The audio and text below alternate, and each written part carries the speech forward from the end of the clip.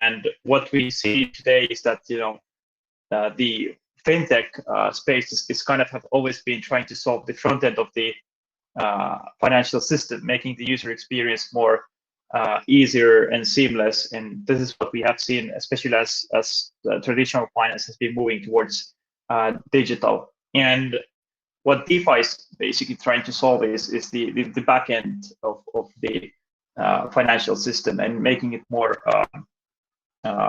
efficient. Yeah. So let's see if you, yeah. So just a brief introduction of what the Aave protocol is. So Aave protocol is a liquidity protocol where you can actually deposit cryptographic assets and see them grow. So what happens in that sense is that you're using this smart contract infrastructure, the protocol, to put their assets, and once you have the assets there, it could be Ethereum, it could be wrapped Bitcoin, it could be stable coins, and at the same time as you're earning interest, you can use those assets as a collateral and borrow other assets from the protocol. So it's kind of like it's not a peer-to-peer model. If you look at traditionally, for example, a lending model could be, when we look at this slide, is that you connect peers together to match transactions, kind of like a OTC order book style. And how Aave is different, and usually like smart contracts, DeFi in general, is that you interact more with actually contracts. So your counterparty isn't actually someone else doing a transaction, but it's actually smart contracts in between. And especially in our protocol, there's this kind of like a pooled model. So when you deposit assets, let's say you deposit stable coins into the protocol, at the same time, there is reserve. So not all of the assets are borrowed out. So you could actually withdraw pretty much on the next, for example, Ethereum block.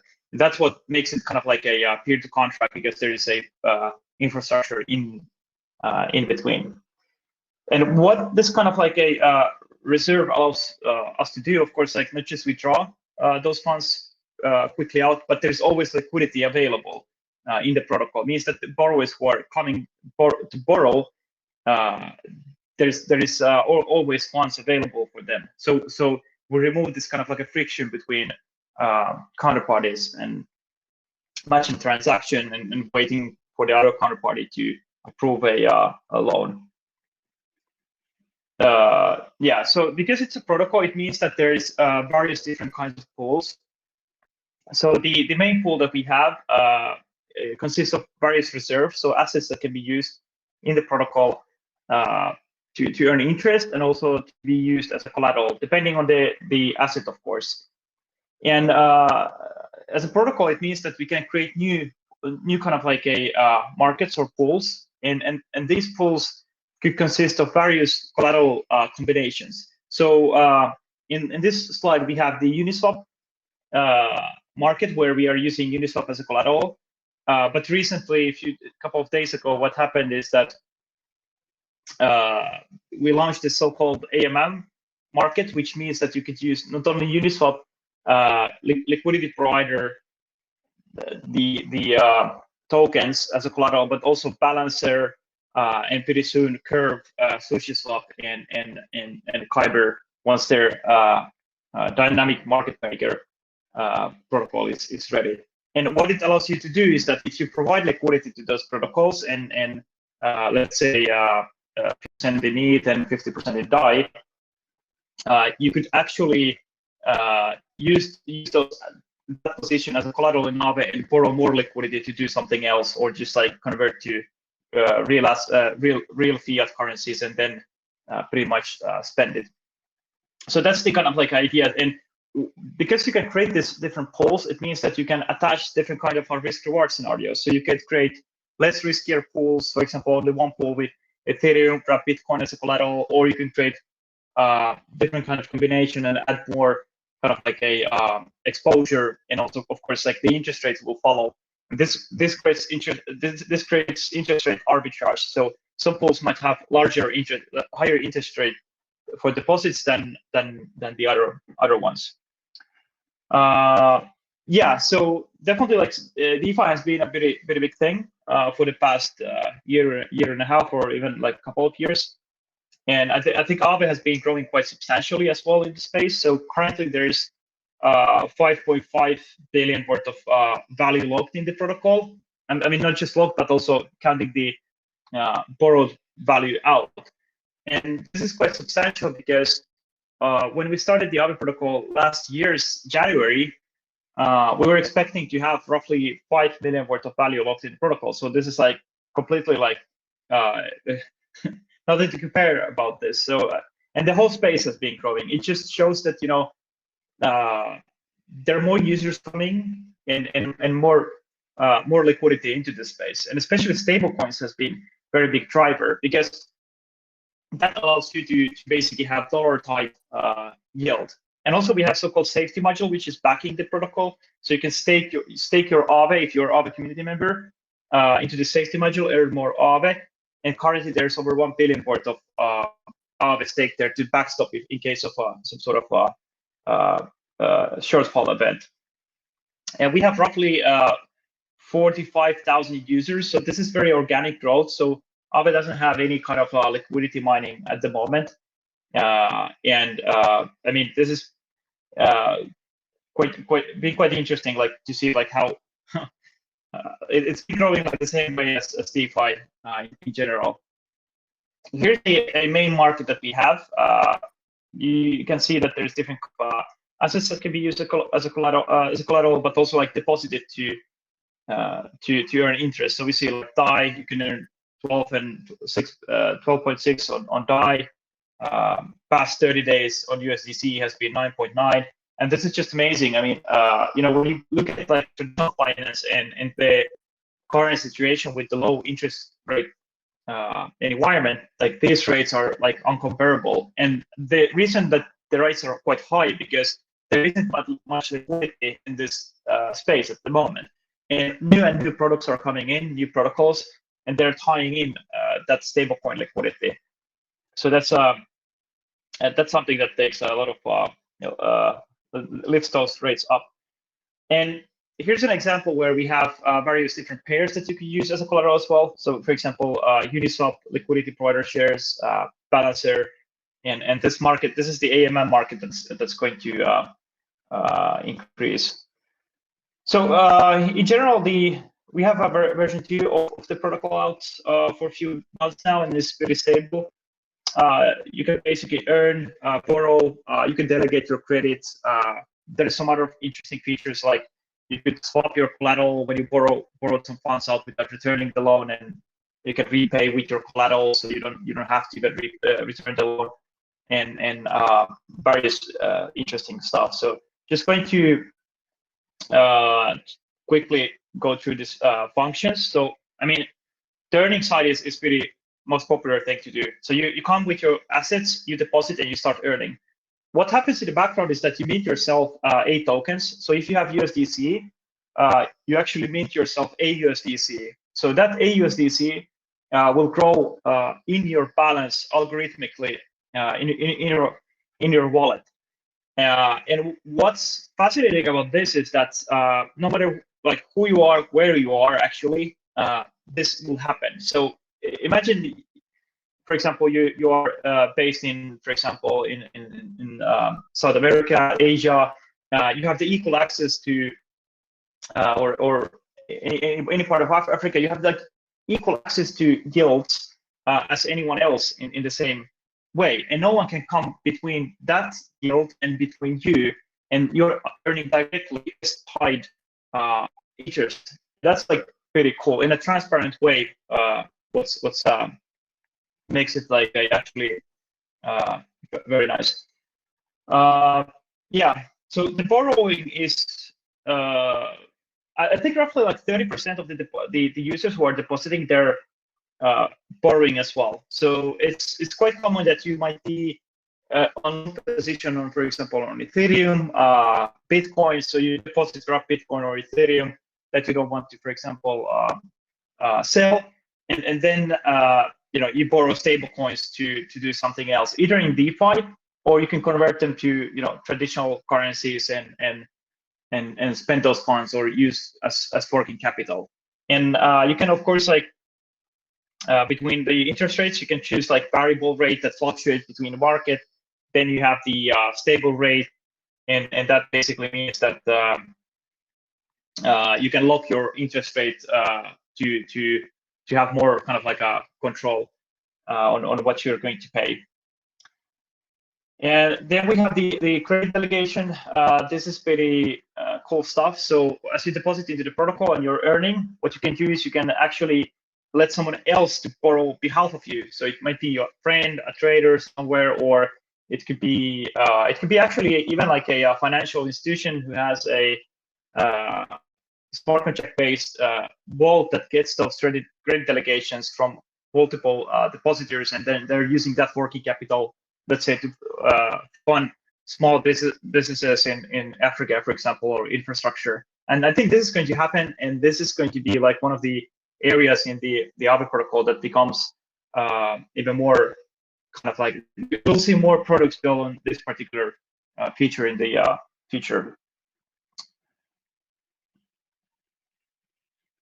So let's see.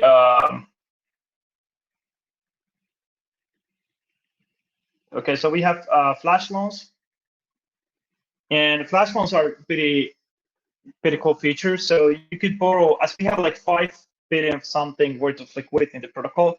Flash loans means that you could actually take all that liquidity and use it without any collateral. The only condition is that you have to do everything, all your transactions when you borrow whatever you're using in one Ethereum transaction. So in the same particular block. Now, this sounds a bit weird, but what it's actually all about is atomicity. So this is not a feature that end users are using. Kind of like some of the end users that are using flash loans, they might not even basically know that they're using. So it's a developer feature. But for example, if you in Aave, if you swap your position from version 1 to version 2, or you close your position in MakerDAO with an application called DeFi Saylor, what happens in the background is that a flash loan is taken, and that position is closed without you needing to return the loan. And there's like a other interesting stuff you could do with flash loans. Typically, flash loans are used for arbitrage. So you buy an asset in one exchange and then sell an asset in another exchange in the one Ethereum transaction. It sounds pretty weird, but it happens quite frequently. I think like this is just some of the stuff is a bit techy. Like don't be scared. Like you don't need to understand everything. And flash loans is exactly one of those features that like a lot of applications in DeFi are using flash loans, and a lot of users are kind of using them without knowing. It's just like a functionality. And probably DeFi as well will be kind of like mostly like this. So you're using DeFi without very much knowing about it. And this is just an example of kind of like a description from Etherscan, where a flash loan is taken from the Aave protocol, and then an asset has been bought in exchange 1 and sold in exchange 2, and then you keep the profit and return the flash loan back to the Aave protocol. It's just a simple arbitrage.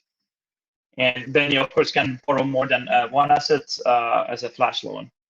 But here's the cool part about DeFi and DeFi protocols. Like, these protocols are governed by practically you, all the token holders, all the community members that practically believe in the protocol. And what it means that normally, when it comes to, for example, setting up interest rates, setting up, roadmap for how a protocol or how a product is developed in finance, it isn't up to the users or the community. It's usually up to the kind of like owners of that particular bank.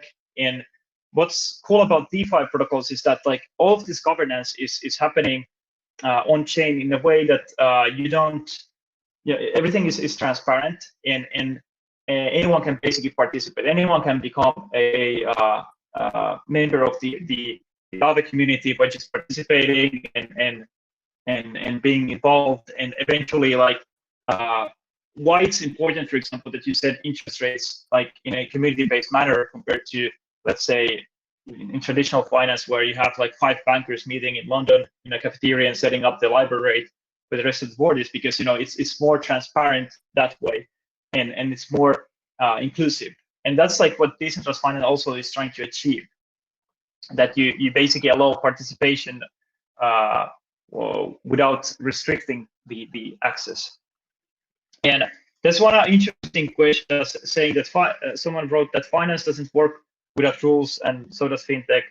And what's interesting about like rules is that in DeFi is that these rules and everything that you want to kind of like codify can be built on smart contracts. And the difference is between, let's say, traditional finance where the system is based on trust, where you have trusted intermediaries that the end consumers are giving their funds at custody, and they're promising certain yields or so. In smart contract environment, what happens is that any kind of rules that we want to build, we can build on contracts, smart contracts, and they are self-executing, which means that compared to legal agreements, you don't need to go to use the legal system, because the code always executes the way it has been programmed.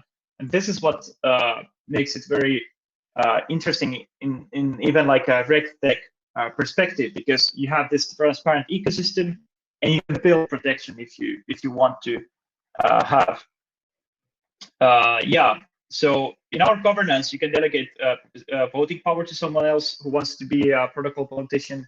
That can be you, or proposition power to someone who wants to submit proposals on chain, kind of like a code makers, law makers. And how the governance works in DeFi on chain governance is that every time there is a vote, it's actually executable code.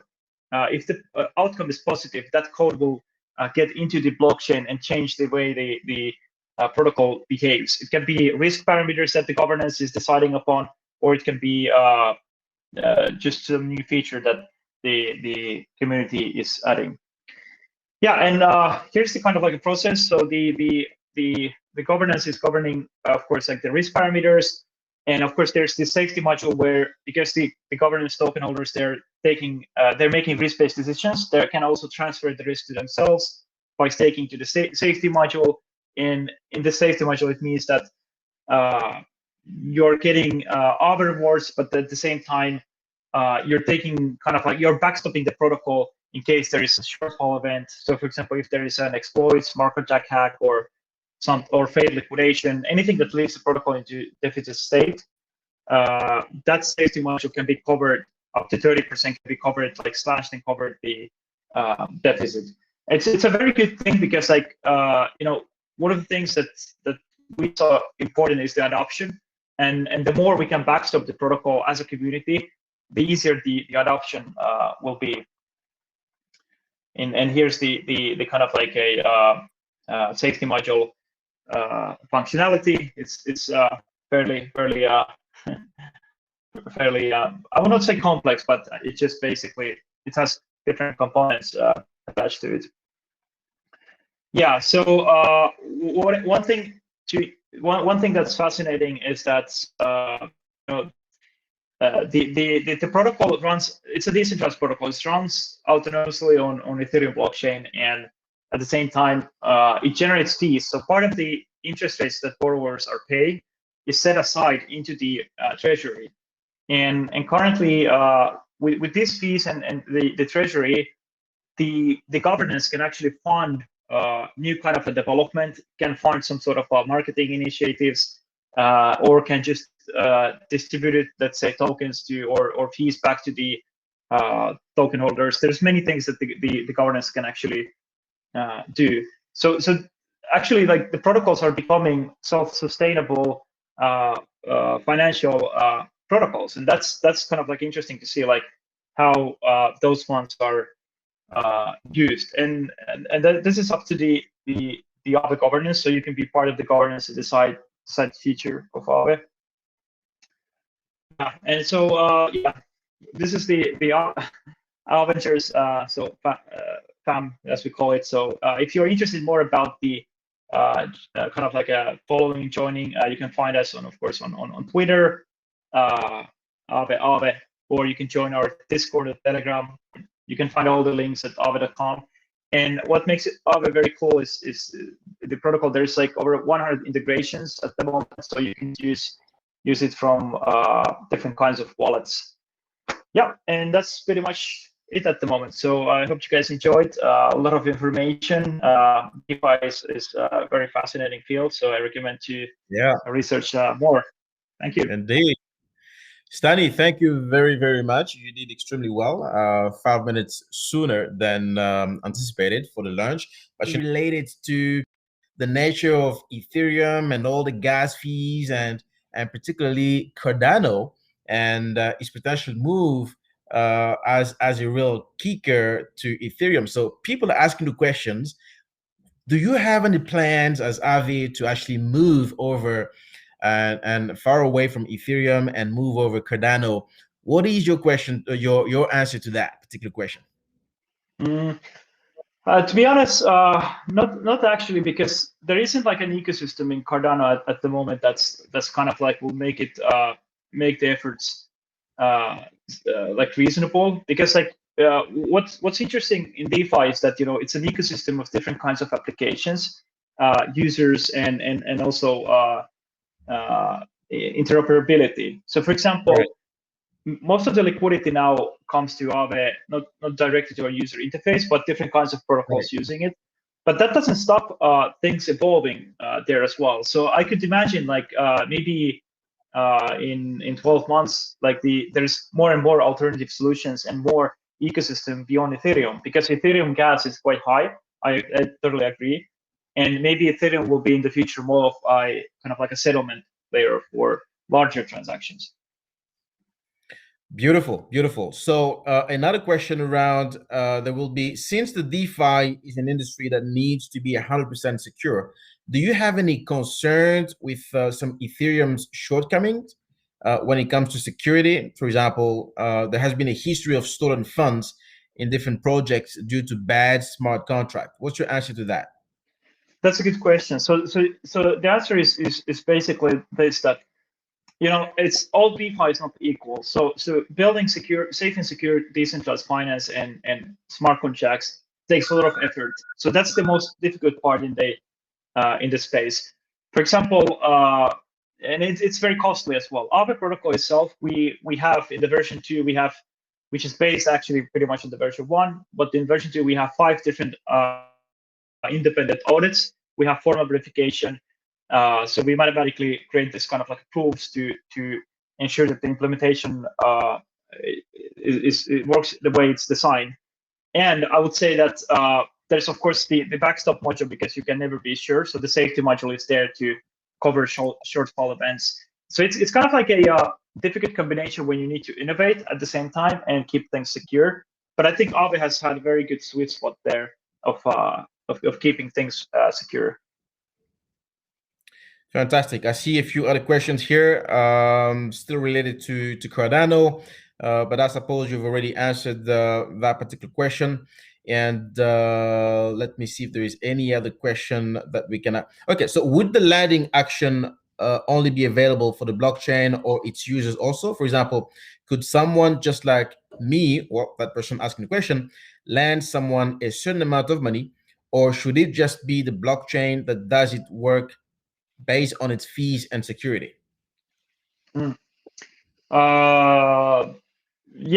So I think why we're using blockchain here is because like it's a value transfer network. So let's say like if you want to lend someone funds, I mean you could do it in electronically. You can use any settlement network. Blockchain as a settlement network is good because you have this financial protocol system accessible globally. So you can send USDC, AUSDC across globally. But of course, when you're lending yourself something, there's always like a credit risk that you need to take into consideration. But I think like maybe that's the answer here. Perhaps one last question before we all go on to lunch is the following. If someone's account is hacked into, right? details stolen and a loan is taken out with, then coins transferred. What can be done to rectify the situation? It really depends. If you're using centralized provider, then the centralized provider might be responsible for it. If you secure you have self custody, and you take care of your own custody, you should be just careful what you are doing, in the sense that you don't give your seeds, because giving your seed words to someone or private keys is the same as giving someone your wallet, like actual like physical wallet, and kind of without the recourse of getting it back. So you need to be very careful what you do, and like finance is always about responsibility. Be responsible. Research before you're doing things. There's no finance where you can just trust someone. You need to understand what things are. At least now, until like we have some sort of like a way that finance works for us in a decentralized fashion, without us trying to kind of like worry too much.